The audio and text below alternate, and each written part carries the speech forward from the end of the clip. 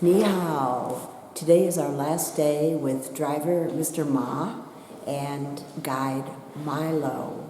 We are going to cross the border or come close to the border of Chongqing, or Chongqing is the proper way of saying it, and Chengdu province. And we will be switching to a different guide and a different driver for the remainder of our trip in China.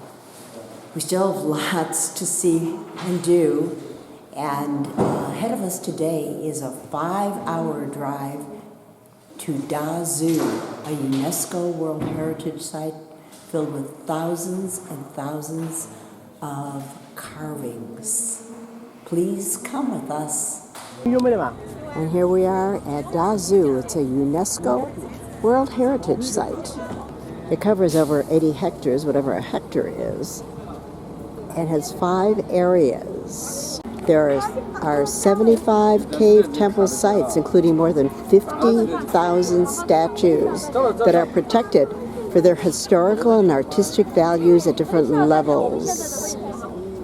They started in the early Tang Dynasty, went through the late Tang 5 dynasties, and then into the golden time in the northern and southern Song dynasties, particularly during the 9th and 13th century was the last works of art. You have a choice. You could take little golf carts or you could walk. Milo assured us it's not more than a few hundred stairs, no 1,500 steps. And this is where the steps begin. We are going to count them. After you're done with the steps, you walk a few steps, and there they are right in front of you.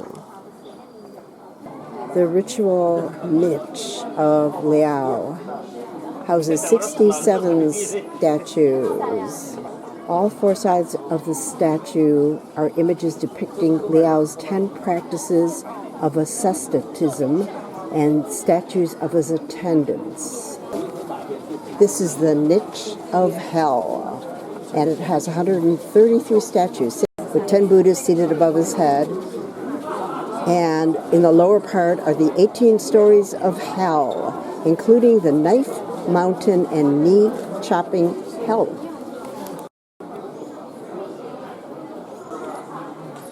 That's a better look at knee-chopping hell. Everything is relative to what you've seen before, and Sunny and I have been fortunate enough to go to Mogo grottos, and we've also been to Longmen grottos, which are, I'm sorry, or at least they were far superior to this. We're enjoying it, but it's just so you know, as long as you're watching the videos, you might as well get my opinion.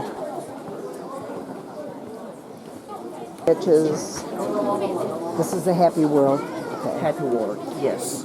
There they are. Different stories. Yeah, some video piety stories about the ceremony. The niche of parental love houses 44 statues. At the upper tier are 7 Buddhist busts. Carvings in the lower tier has a group of praying Buddhas for a son, and in the middle are 10 groups of carvings depicting love in bringing up children. And these two are all 1174 to 1252.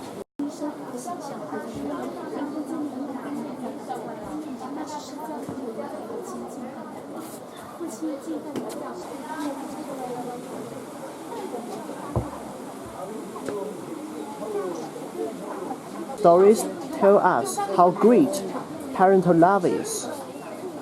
Absolutely. People would kill for their children.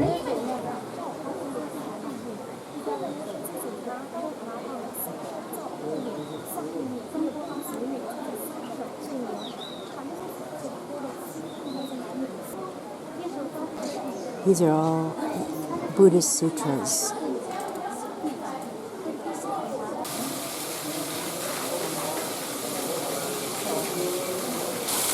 The 9 dragons are spitting out springs to bathe Sakyamuni when he was born a prince, sitting in a basin.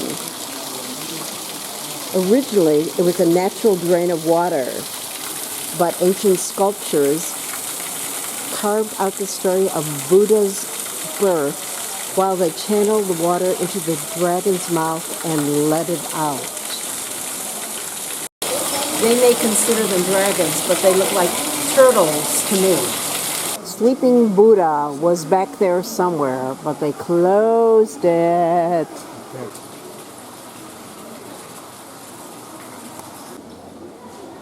Guilin has 1,007 hands, and in each palm there's an eye. It is reputed to be spectacular in the world.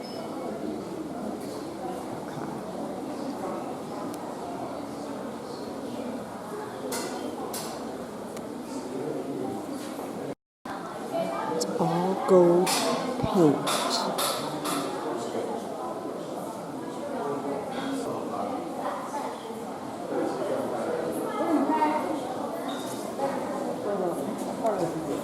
This is what? Buddhist relics tower. Relax Tower. Yes. This says the stone pagoda weighs nearly 500 kilos. That's over 1,000 pounds, and it has stood for more than 800 years.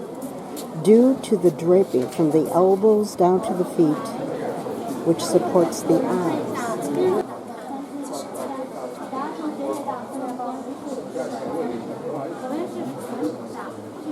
Some trips to China, the guides used to use microphones, which was so obtrusive and ear-deafening, as you'd have umpteen million guides with mics spewing out the information about each place. Thankfully, now everybody has earpieces.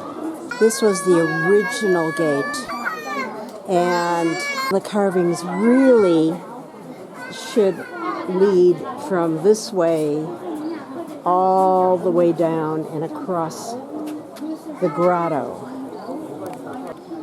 Okay, my guess is a monkey, but who knows? Or a frog. Usually when you enter any Buddhist temple, you'll see the 4 heavenly kings or 4 guardians, all with these scary faces. They must overcome evils. Yes. And protect the Buddhist place. Of course.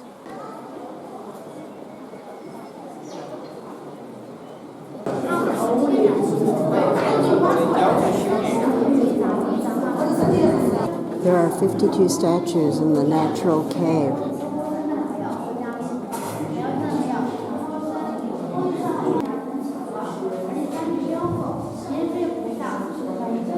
These are 2 very important Chinese characters, luck and longevity. So you have to have your photo taken in front of it or stand in front of it and bring both luck and longevity back home. Pretty 200 to 300-year-old pagoda that nobody's allowed to climb up. Not that I felt like it. And as you exit, we already passed through the food sellers and the people selling incense for the Buddhist temple, and now we're in the stuff. And we take this little like a taxi car back to where our real car is. There are also little golf cart type things too. Get dropped off in this spot by whatever little vehicle you've hired to bring you back out.